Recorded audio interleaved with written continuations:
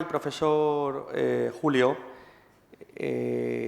yo, ¿cómo conocí Paneuropa o el movimiento paneuropeo? Pues lo conocí realizando, yo creo que fue en cuarto de carrera, en cuarto de Derecho. Cuando yo estudié Derecho, el grado de Derecho eran de 5 años, después por Bolonia redujeron los grados a 4. Pues bueno, yo fui a realizar cuarto de Derecho a la Universidad de Viena, Austria. Tuve la suerte de ser de aquellos que con 14 años empezó a estudiar en la Escuela Oficial de Idiomas, en mi caso de Móstoles, cuando no me dieron ni inglés ni francés, que eran las otras opciones que yo pensaba que me iban a dar, y mis padres, en aquellos momentos muy visionarios, dijeron: ¿te han dado alemán? Pues a estudiar alemán.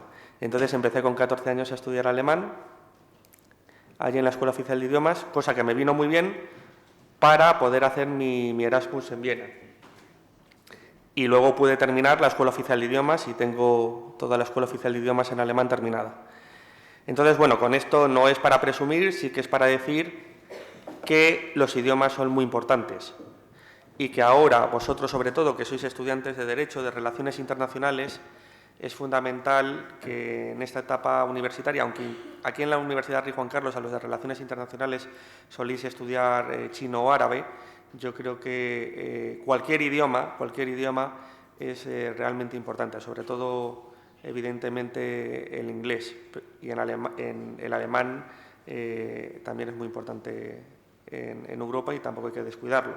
Pero bueno, cualquier idioma como lengua de comunicación y de acercar pueblos, pues son muy interesantes, y en estos tiempos de formación intensa que es la universidad, pues yo os recomiendo a todos los que podáis que estudiéis idiomas, el que os guste y a por ello.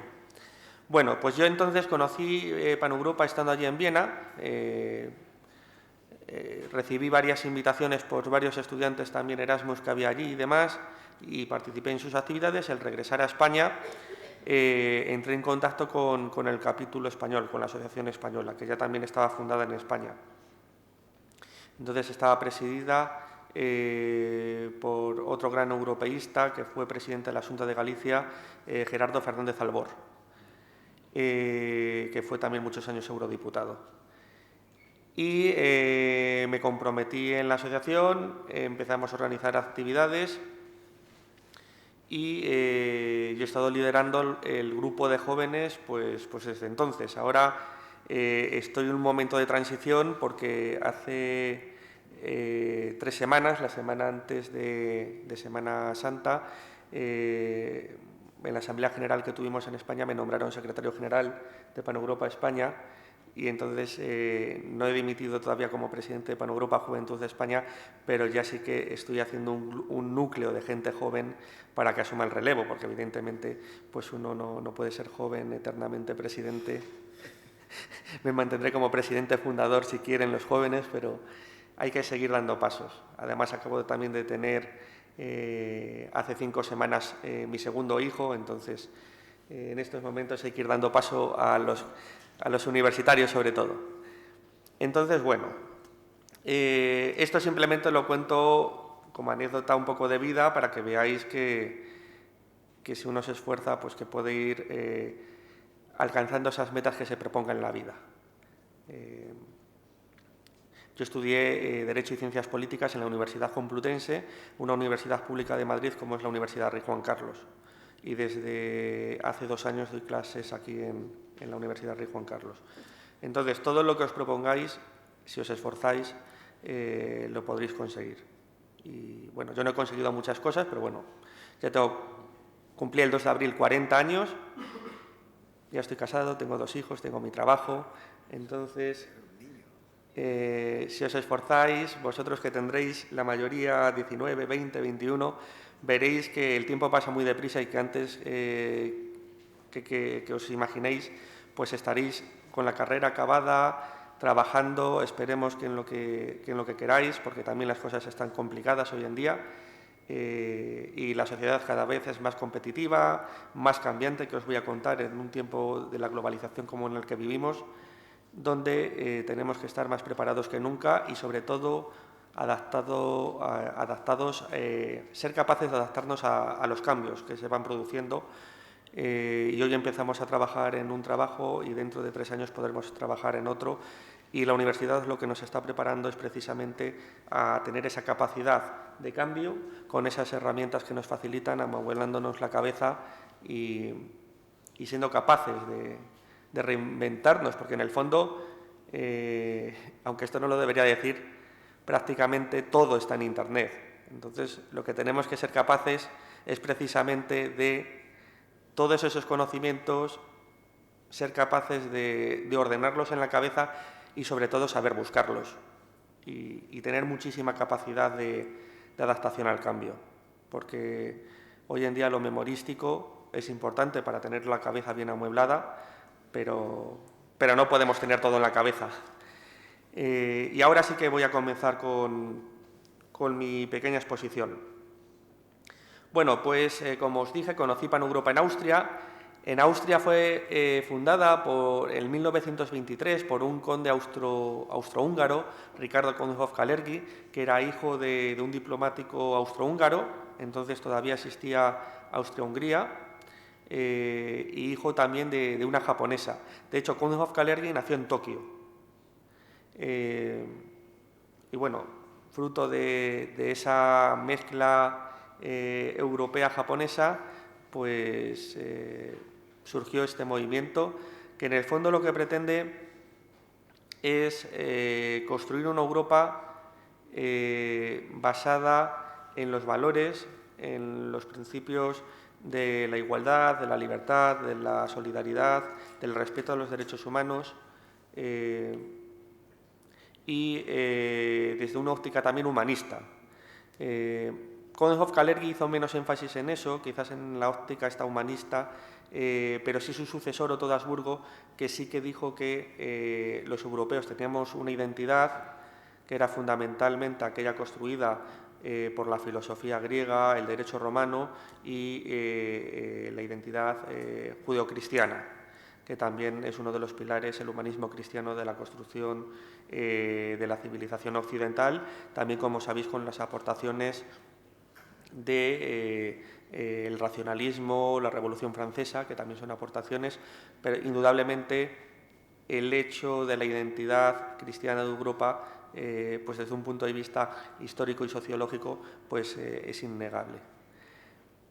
Entonces, bueno, Kondhoff-Kalergi funda en 1923 con un libro que escribió PanEuropa, el Manifiesto PanEuropa, la asociación, y entonces la asociación es fundada en aquellos momentos, perseguida, la asociación es perseguida en aquellos momentos por los dos grandes ismos y totalitarismos de la época, que eran el nazismo y el comunismo.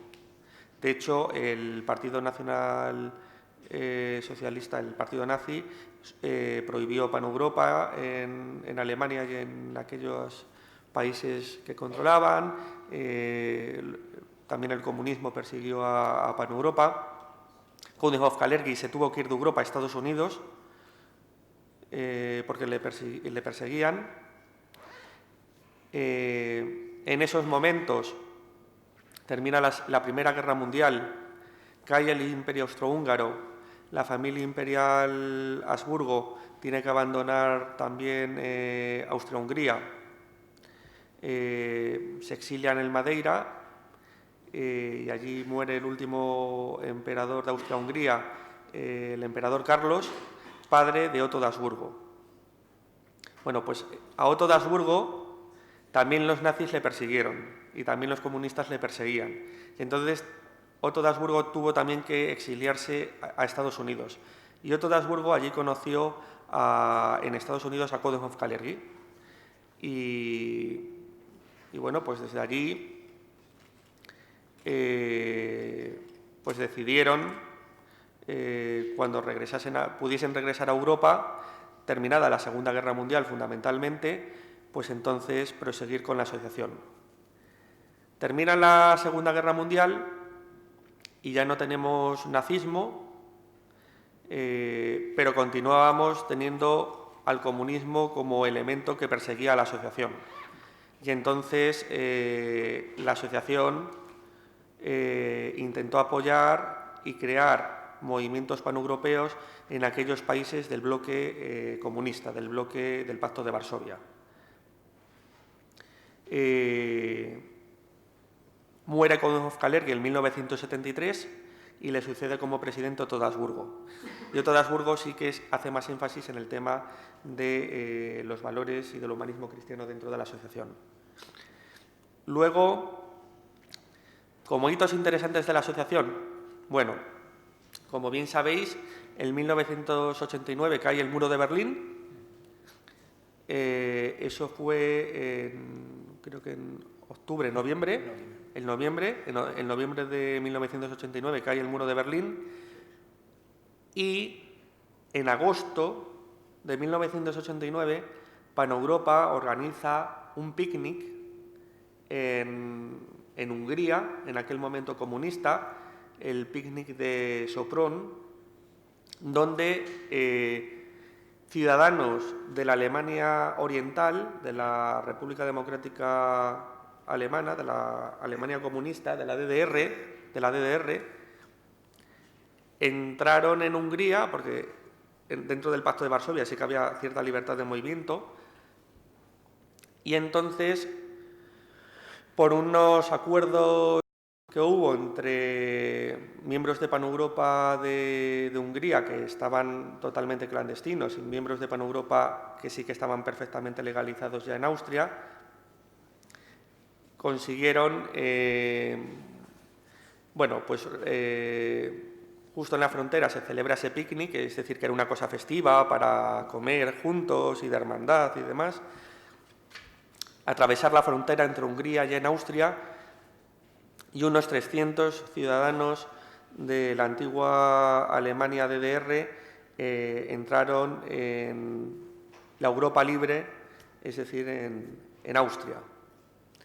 Y entonces, en ese sentido, nosotros nos consideramos un poco precursores de aquello que después ocurriría en octubre, con la caída en 1989 definitiva del muro de Berlín, que fue el comienzo del colapso de la Unión Soviética, que, como sabéis, se disolvió ya finalmente en 1991. Bueno, pues esa es un poco la historia de la asociación. Desde entonces, la asociación se tuvo un poco, no digo yo que reinventar, pero estuvimos luchando contra el nazismo y contra el comunismo y por la lucha de la libertad en el este de Europa, y ya con la caída del muro de Berlín, esas ideologías pues habían sido vencidas, digámoslo así.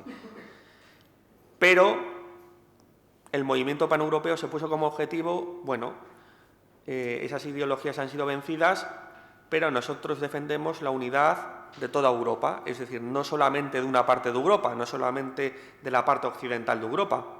Entonces, lo que hicimos fue un esfuerzo muy grande de concentrar nuestra actividad en ayudar a los movimientos de Paneuropa creados en esos países de la Europa oriental y central para que fomentasen el europeísmo en esos países y ayudasen en esos procesos de transición a la democracia de economías que habían sido socialistas, intervenidas y comunistas, a economías de mercado y con una visión de acercamiento a Europa, que es su casa, ¿no?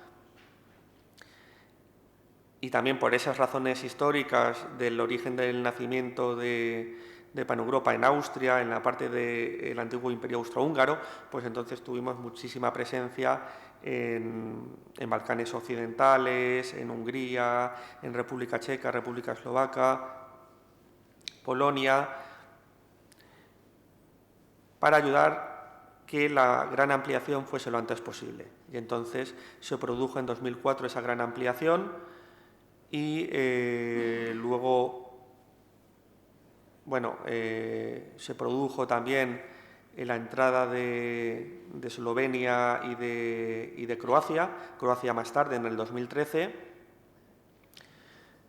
y nosotros seguimos con un objetivo grande que seguimos defendiendo que Europa es toda Europa y, por tanto, estamos apoyando la incorporación a la Unión Europea del resto de países de Balcanes occidentales: Macedonia, Albania, Serbia, Bosnia-Herzegovina, Kosovo, Montenegro.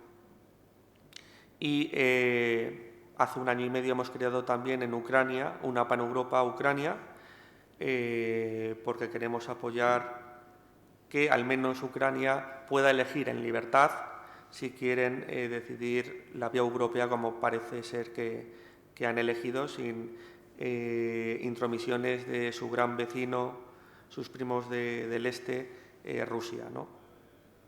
Entonces estamos apoyando también mucho a Ucrania en este camino también de democracia, de transición y de camino europeo. Y es un poco lo que estamos haciendo ahora. Por tanto, defendemos el patriotismo europeo, que es un concepto que acuñó también Kudov-Kalergi, que no es que los europeos nos creamos los mejores, pero sí que pensamos que la civilización europea, la cultura occidental, ha aportado mucho al resto del mundo. Y, bueno, los derechos humanos no es que los hayamos inventado ni mucho menos los europeos, porque, como bien dice la palabra, derechos humanos son derechos universales, son derechos que no pertenecen a ninguna nación ni a ningún pueblo, sino que son derechos de toda la persona por el simple hecho de ser persona, pero donde, a pesar de nuestros fallos, a pesar de las imperfecciones, que también las ha habido a lo largo de la historia, los europeos no hemos sido perfectos, creo que en el tema de pues una apuesta por la persona, por los valores, por los derechos humanos, desde luego que Europa tiene mucho que decir. Porque tenemos varios modelos en el mundo y en el mundo global. Tenemos el modelo de Estados Unidos, que es una democracia, es un ejemplo de democracia, y que siempre ha apostado también por la defensa de los derechos humanos y de la democracia en el mundo, pero que sabemos que con la última administración, el presidente Trump, pues bajo ese eslogan de America First, pues está haciendo una política involucionista de aislacionismo o de dejación un poco de ese rol que había mantenido Estados Unidos en el mundo, un poco como defensora de la democracia y de la libertad. Tenemos otras grandes potencias, como pueden ser China, donde no hay derechos humanos, donde no hay democracia, donde hay un partido único. Rusia, que es una democracia imperfecta, también es un sistema político autocrático, autoritario, donde cada vez Putin va teniendo más y más poderes. Y que tampoco es un modelo de democracia, ni mucho menos. Bueno, y hay otros países, pero que tampoco representan esos valores europeos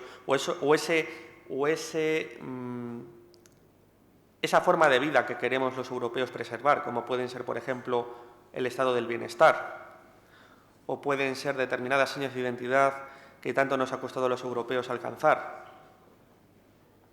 Entonces, bueno, Estados Unidos tiene su modelo, pero que sabemos que no es un modelo social y donde muchísimas personas que no tienen suerte en la vida muchas veces quedan, digámoslo, por el camino sin tener ese abrazo del Estado y de la sociedad. El modelo chino, que es un modelo también sin derechos sociales, donde las personas no tienen ningún tipo de derecho social, ni de seguridad social, ni de nada como nosotros podemos conocer en Europa. Entonces, yo creo que la Unión Europea en estos momentos es garantía de que la globalización sea cada vez más una globalización con un rostro humano Y si la globalización, o en ella al menos, no incidimos los europeos y no influimos en la globalización los europeos para que la globalización tenga un rostro humano, esa globalización nos la harán otros, que puede ser el modelo de Estados Unidos con el señor Trump en estos momentos, o el modelo chino, que yo tampoco lo quiero para mis hijos, o otras potencias, Irán, Arabia Saudí, India, incluso Japón. Yo no quiero esos modelos para mis hijos. Por eso, bueno, en las próximas elecciones europeas, y tampoco es que uno deba de venir a la universidad para hablar de política, no he venido a eso, pero en las próximas elecciones europeas nos jugamos mucho. Y sobre todo vosotros, que en algunos casos vais a ser la primera vez que vais a votar, es fundamental que reflexionéis bien lo que votáis. Y sobre todo, los europeos no tenemos otra alternativa que la Unión Europea y que el proceso de integración europea.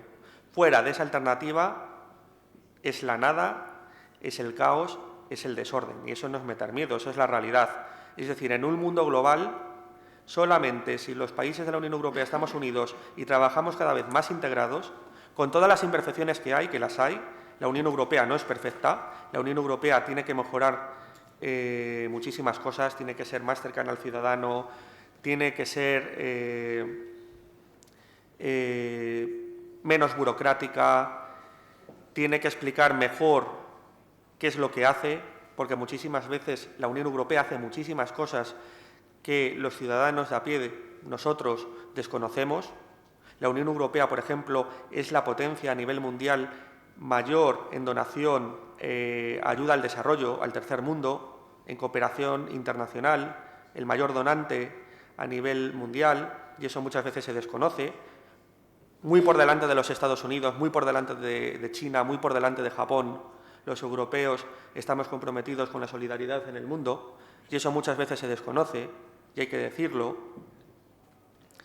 Y eso se puede poner en peligro si hay opciones que son los nuevos ismos. Como yo os dije, Paneuropa luchó contra el nazismo y el comunismo. ¿Quiénes son los nuevos ismos en la actualidad, los nuevos totalitarismos? Pues son el populismo y el nacionalismo. ¿Qué es el populismo?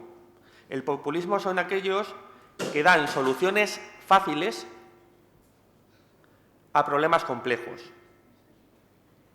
Y os pondré un ejemplo. ¿Cómo se soluciona la inmigración? Cerrando fronteras. Ante un problema muy complejo como es el de la inmigración, una respuesta muy sencilla, cerramos fronteras. Así se soluciona y se resuelve realmente el problema de la inmigración, cerrando fronteras. Eso es poner un parche para que a lo mejor durante unos meses, un año, se controlen las fronteras, pero indudablemente la presión demográfica, la presión sobre las fronteras va a ser cada vez mayor. Habrá que trabajar con los países de origen de esos inmigrantes y de esos refugiados para que mejoren allí sus condiciones de vida y no quieran abandonar sus países porque allí de donde proceden se vive bien y no tienen necesidad de ir a Europa para vivir mejor. Habrá que trabajar, aparte de con los países de origen, con los países de tránsito para que también se den esas condiciones de desarrollo, y eso no se resuelve de la noche a la mañana. Lo fácil es el eslogan cerramos fronteras y con eso hemos solucionado todo. Pues no, con eso lo que hemos hecho es poner un parche y dar una receta para que la gente normal la escuche, que parece que suena bien, es decir, el inmigrante, el refugiado, cierro fronteras, ya estoy protegido, estoy en mi mundo, que allí se las apañen. Pero eso no soluciona el problema. Eso simplemente, como digo, poner un parche. Porque ese problema crecerá y crecerá. Y ahora mismo África tiene 800 millones, pero dicen que de aquí a 30 o 40 años se va a triplicar la población de África. Esa gente de África va a querer venir a Europa si no mejoran sus condiciones de vida. Y por muchas fronteras que pongamos, eso será imparable. Por tanto, Ojo con el populismo, que intenta dar recetas sencillas a problemas muy complejos. Ojo con el nacionalismo, porque el nacionalismo vuelve a ser el ponernos la boina, nosotros los primeros, el de al lado no me gusta, el de al lado el nacionalismo es excluyente, no es integrador, no busca la cooperación, no busca colaborar en equipo, no busca no me gustas o no te entiendo o yo soy distinto, pero no es un yo soy distinto en positivo, como puede ser.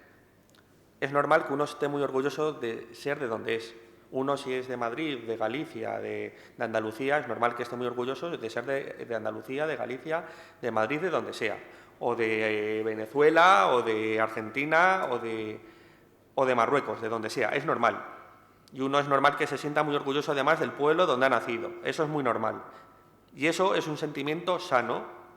Y a eso se le llama, pues en cierta medida, patriotismo. El patriotismo es integrador. El patriotismo intenta aprender lo bueno del otro, reconocer lo bueno del otro y, reconociendo lo bueno que tiene del otro, también saber preservar lo bueno que tú tienes y ponerlo también en valor frente a otros para que también se puedan aprovechar de lo bueno que tú también tienes, ¿no? Eso no es excluyente. Sin embargo, el nacionalismo no es integrador y es excluyente y como nosotros hemos visto, en gran medida el nacionalismo también es muy totalitario. Lo vimos en el País Vasco, en España, cuando ETA mataba. Lo estamos viendo en Cataluña con un nacionalismo excluyente que también es totalitario. Lo vemos allí donde el nacionalismo actúa y se intenta hacer con el poder como es totalitario, y en el fondo el nacionalismo, el comunismo, eran expresiones también de nacionalismos excluyentes, identitarios excluyentes y también, en el fondo, era una mezcla de ideologías. Y estas nuevas ideologías, estos nuevos sismos, son aquellas viejas ideologías reconvertidas con un nuevo collar. Es decir, son aquellas viejas ideologías que dieron tantos quebraderos de cabeza y que produjeron tantos millones de muertos en Europa, pero ahora con un discurso más guay o un discurso renovado, pero en el fondo es la misma ideología un poquito reinventada a las nuevas tecnologías, al Twitter, a las redes sociales y demás, pero son los mismos. Entonces, bueno, vosotros votad a quien queráis, pero yo creo que, aunque seáis jóvenes y penséis que no importa a quién se vote, intentar votar fuerzas que apuesten sobre todo por la democracia, que apuesten sobre todo por el Estado y las instituciones, es decir, no por cosas extrañas, y que apuesten sobre todo por Europa. Bueno, entonces, nosotros defendemos en Pan-Europa el patriotismo europeo, como os he dicho, la idea de que Europa es toda Europa, es decir, no solamente una parte de Europa. Y también hemos luchado contra los populismos y con los nacionalismos. ¿Dónde nos encontramos ahora? Pues nos encontramos en una crisis en Europa bastante fuerte. El presidente de la Comisión Europea, Jean-Claude Juncker, la ha llamado y la ha definido incluso de crisis existencial. En el último discurso que hizo del Estado de la Unión Europea. Tenemos un problema serio, todavía sin resolver, que es la salida del Reino Unido de la Unión Europea, el Brexit, que todavía no sabemos qué es lo que al final va a pasar. Sabemos que ha habido una prórroga, pero no sabemos si va a haber un nuevo referéndum en el Reino Unido. Lo que sí que sabemos es que los británicos van a participar en las próximas elecciones al Parlamento Europeo por esa prórroga que se ha dado, porque no era normal en que, si todavía forman parte de la Unión Europea, no participasen sus ciudadanos a elegir a sus representantes en el Parlamento Europeo. Tenemos también una crisis en la vecindad oriental, con la agresión de Rusia a Ucrania, la ocupación, la anexión de Crimea, todavía la guerra en el Donbass. Tenemos también una crisis en la vecindad sur, con una Libia que es un Estado fallido y donde no está claro, parecía que se estaba consolidando un gobierno, pero donde bueno, el famoso general, que ahora no recuerdo el nombre, está atacando otra vez y parece que está cogiendo más fuerza, apoyado por algunos países que quieren también generar una desestabilización en Libia para que eso produzca una desestabilización en Europa. Porque no os olvidéis que hay también muchas potencias extranjeras interesadas en que el proyecto de construcción europea no avance. Y incluso algunos que podemos considerar amigos, a lo mejor pueden querer en el fondo que el proyecto de construcción europea no avance, porque una Europa fuerte es una potencia en el mundo. Y nosotros, los europeos, apoyamos por el multilateralismo. No queremos una vuelta a dos bloques, a una nueva guerra fría, que es lo que parece que está ocurriendo en esa guerra comercial entre los Estados Unidos y China, donde también Rusia también quiere jugar su papel, y un nuevo mundo donde los europeos nos quedemos en el medio sin decir qué es lo que queremos y cómo queremos que sea ese mundo. Por eso las elecciones al Parlamento Europeo próximas son muy importantes. ¿Y qué proponemos desde PanEuropa? Pues, sobre todo, que los jóvenes, la sociedad civil, los ciudadanos, en definitiva, nos comprometamos con el proceso de construcción europeo.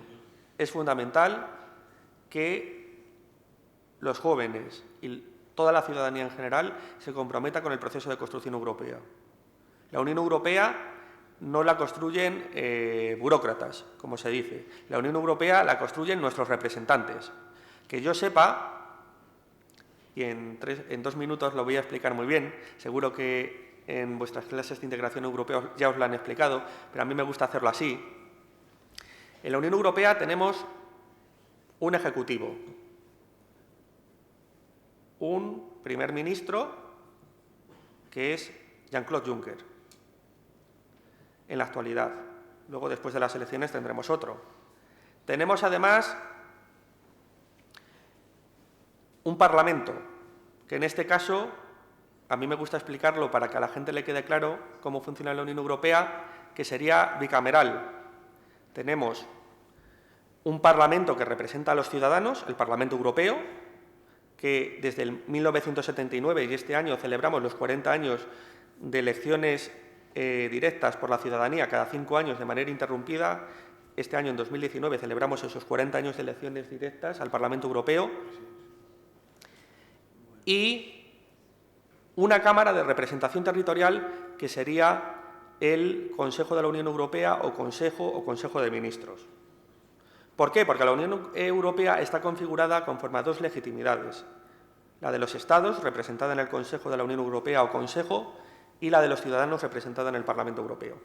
Y como sabéis perfectamente, es entre el Consejo y entre el Parlamento Europeo como, mediante el proceso ordinario, que antes se llamaba de codecisión, se aprueban las leyes europeas, que son las directivas y los reglamentos.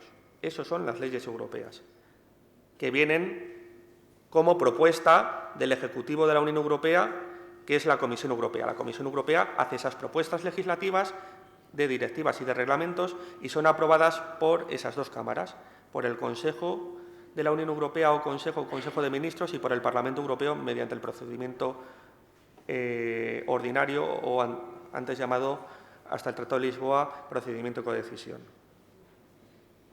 Y luego tenemos un jefe del Estado, que es el presidente del Consejo Europeo, que es Donald Tusk, el polaco Donald Tusk. Y luego, además, tenemos una ministra de Asuntos Exteriores, que es la alta representante para la política exterior y de seguridad, que es la señora Federica Mogherini, italiana.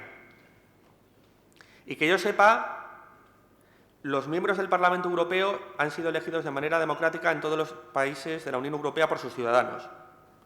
Y que yo sepa, los miembros del Consejo de la Unión Europea o Consejo son los ministros por ramo que se reúnen, ya sabéis, Consejo de Agricultura, Consejo de Transportes, Consejo de... Pero que yo sepa, todos los ministros en la Unión Europea de sus respectivos países han sido también elegidos de manera democrática. Por tanto, tienen una representación también y una legitimidad democrática.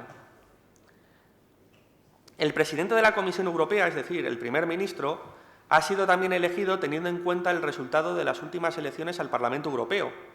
Sí, es propuesto por el Consejo Europeo, pero teniendo en cuenta ese resultado de las elecciones al Parlamento Europeo. Y lo debe de tener en cuenta, porque si no el Parlamento Europeo, como sabéis, puede vetar al candidato propuesto para presidente de la Comisión. Por tanto, el presidente de la Comisión Europea también tiene toda la legitimidad porque tiene que tener el ok del Parlamento Europeo.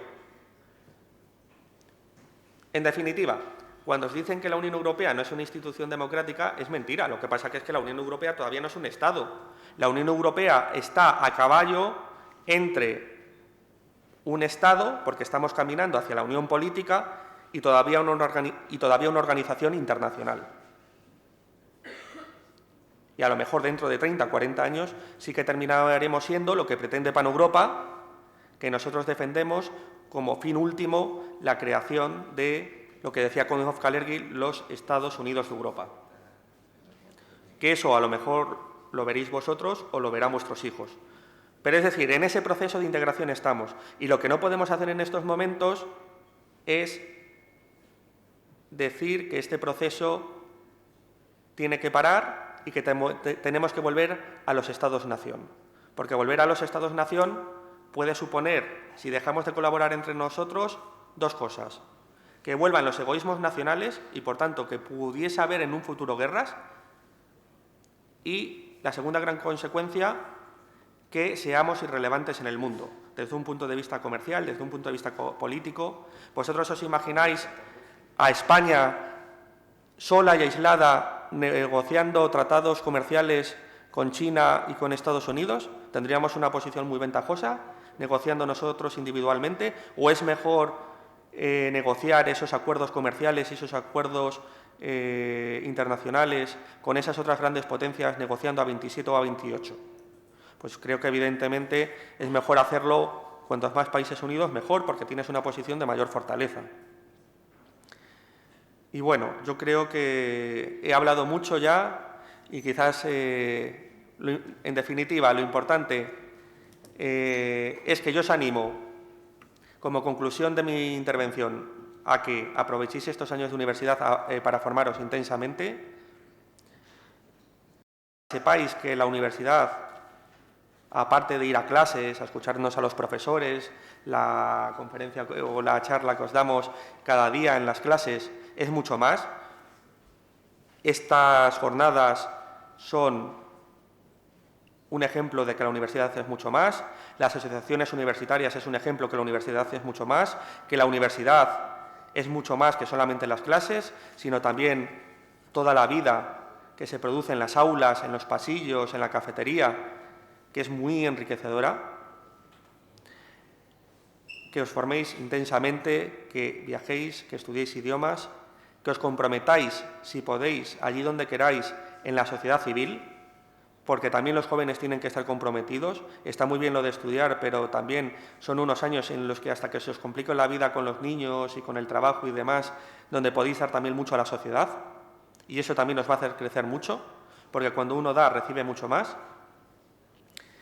Y bueno, que os invito también a que os comprometáis con el proceso de construcción europea.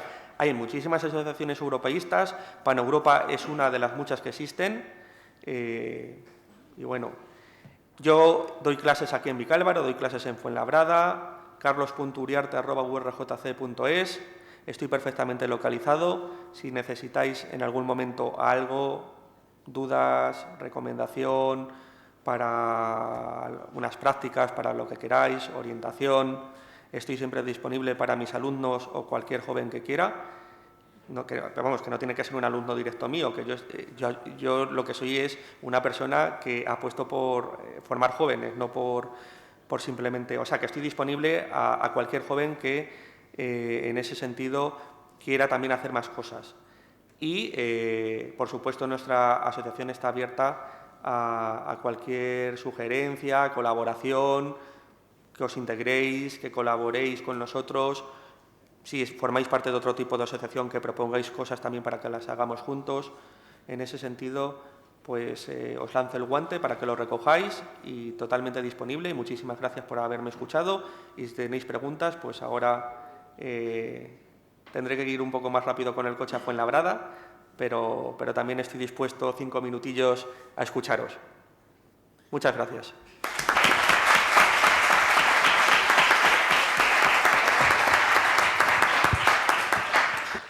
Pues muchas gracias, Carlos, por la ponencia. La verdad es que esbozando el escenario de la Unión Europea, tal y como está, y sobre todo destacando la labor de PanEuropa y defendiendo lo democrático que es la Unión Europea, que puede ser lo más, pero evidentemente que el nivel ya es muy elevado y, como bien has recordado, cumple 40 años la elección del Parlamento Europeo, ahora por sufragio universal directo de los ciudadanos. Te quería hacer una pregunta antes de pasar el micrófono a los alumnos, muy breve. Ya has visto que estas elecciones van a ser muy intensas, muy interesantes, sobre todo porque el escenario político, tenemos los nacionalismos, los populismos, graves amenazas al proyecto de integración, sobre todo a este proceso que no se ha detenido y que PanEuropa defiende que al final culmine en la creación de un Estado. Te quería preguntar, porque has llamado a que los ciudadanos nos involucremos en este proceso. Yo he decidido dar el paso y me postulo como candidato a listas por un partido, soy el cuarto, por una formación paneuropea. Y querría estar ahí en ese Parlamento Europeo trabajando por los ciudadanos, trabajando porque esta Unión se convirtiese en esos Estados europeos. Te quería preguntar al respecto si tienes conciencia de los partidos o fuerzas políticas paneuropeas y qué opinión te merecen, porque ahora ya hay concretamente una candidatura y por primera vez en la historia democrática de España se va a presentar un partido político que tiene presencia en todos los Estados miembros de la Unión Europea y que quiere precisamente hacer lo que PanEuropa defiende. ¿Cómo veis vosotros que a través de un partido demócrata europeo se cree y se articule lo que PanEuropa defiende desde la vía del asociacionismo, pero trasladado a la vía política? ¿Cómo lo ves?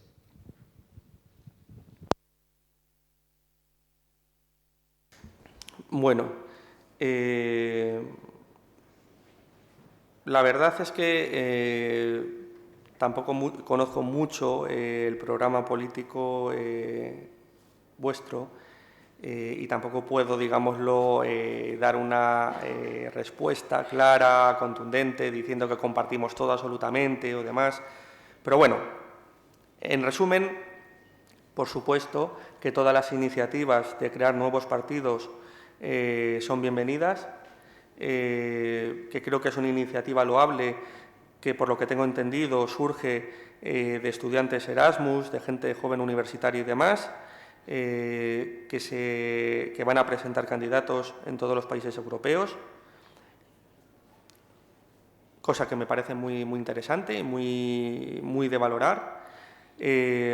Lamentablemente no tenemos todavía esas listas transnacionales que hemos estado reivindicando tanto tiempo para que realmente se puedan votar listas integradas por un alemán, un portugués, un polaco, un sueco, una italiana, una rumana y demás. Eso todavía no se da, sino que las listas todavía del Parlamento Europeo son listas nacionales.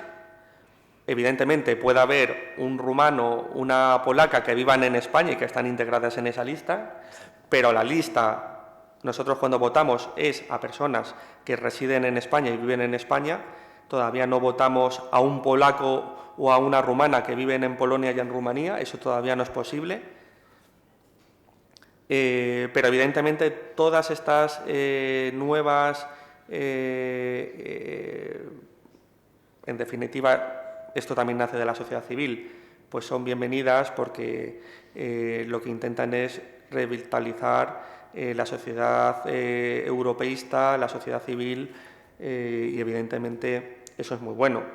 ante los partidos tradicionales europeístas, Partido Popular Europeo, Partido Socialista Europeo, Partido Liberal, ALDE, que son las tres grandes fuerzas europeístas, con los verdes, que en general suelen también ser europeístas. Esperemos, o con alguna otra nueva fuerza que entre también europeísta, esperemos que el Parlamento Europeo tenga una conformación más europeísta que de antieuropeos. En la actualidad, las encuestas vienen a decir que las fuerzas europeístas representarán un 60%, por tanto, todavía es un bloque fuerte, un bloque mayoritario, un bloque más que suficiente para poder seguir apostando por el proyecto de integración europea, y lo que tenemos que hacer es que ese 40-30% de personas que lo que van a querer es meter chinas en el proyecto de construcción europea o palos en las ruedas,